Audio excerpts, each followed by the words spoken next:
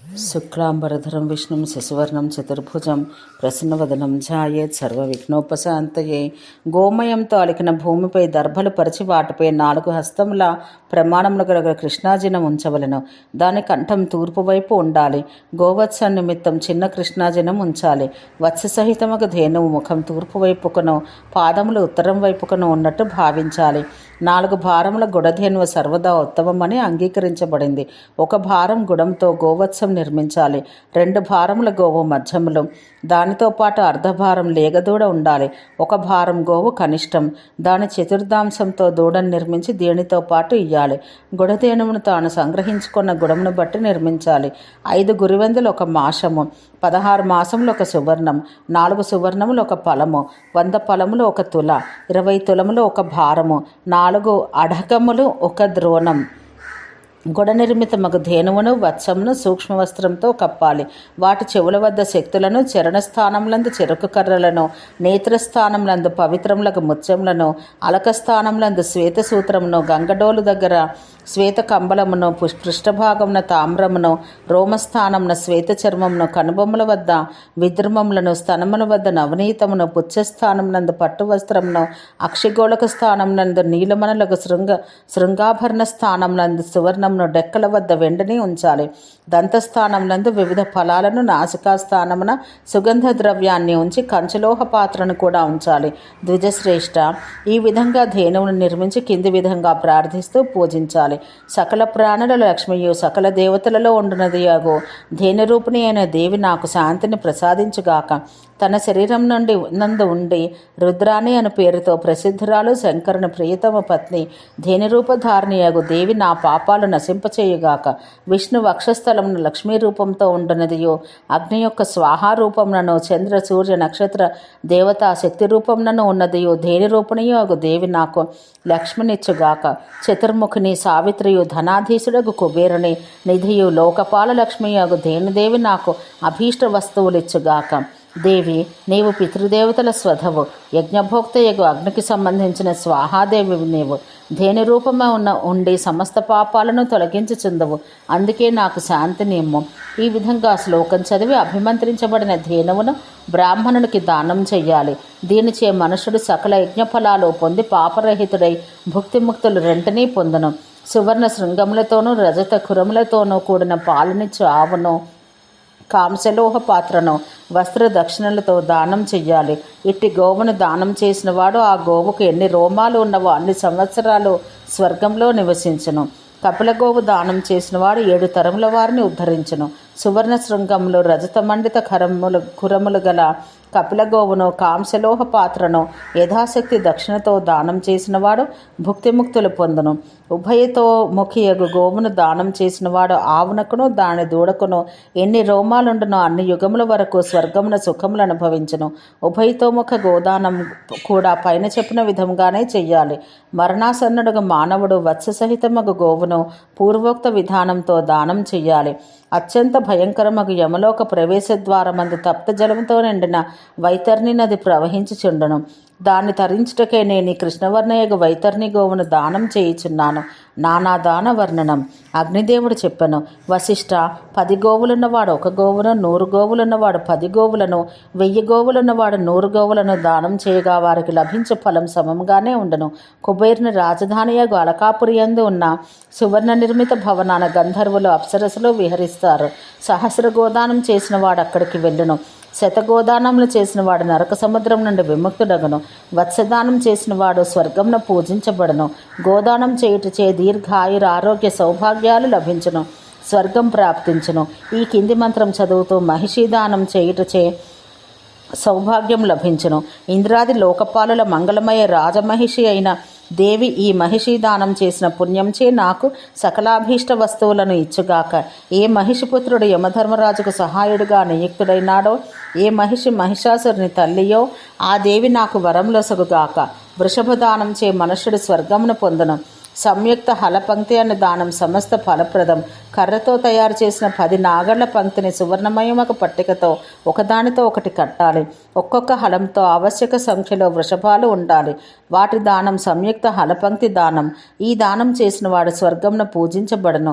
జ్యేష్ఠ పుష్కర తీర్థం నందు 10 కపిలగోవుల దానం చేస్తే దాని ఫలం అక్షయం. వృషోత్సర్గం చేత కూడా అక్షయ ఫలం లభించును.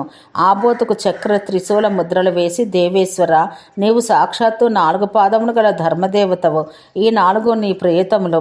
పితృ మనుష్య ఋషులను పోషించు ఓ వేదమూర్తి అయిన వృషభమా, నిన్ను విడిచుటచే నాకు అమృతమయములకు శాశ్వత లోకములు ప్రాప్తించుగాక. దేవభూత పితృ రుణముల నుండి విముక్తుడనగుదునుగాక. నీవు సాక్షాత్తు ధర్మం. నిన్ను ఆశ్రయించు వారికి కలుగు గతి నాకు ప్రాప్తించుగాక అని పఠిస్తూ విడవాలి. మృతుని ఏకాదశ షాన్మాసిక వార్షిక శ్రాద్ధాలలో ఒకదానియందు వృషోత్సర్గం చేస్తే అతడు ప్రేతలోకం నుండి విముక్తుడగును. 10 హస్తముల దండములు మొదలు 30 హస్తముల దండములకు సమానమైన భూమి నివర్తనము. 10 నివర్తనముల భూమి గోచర్మం.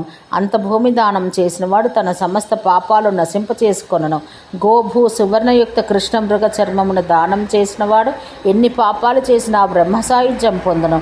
తిలలతోనూ మధువుతోనూ నింపిన పాత్రను మగధ దేశీయ మానానుసారం 1 ప్రస్థం కృష్ణ తిలలు దానం చెయ్యాలి.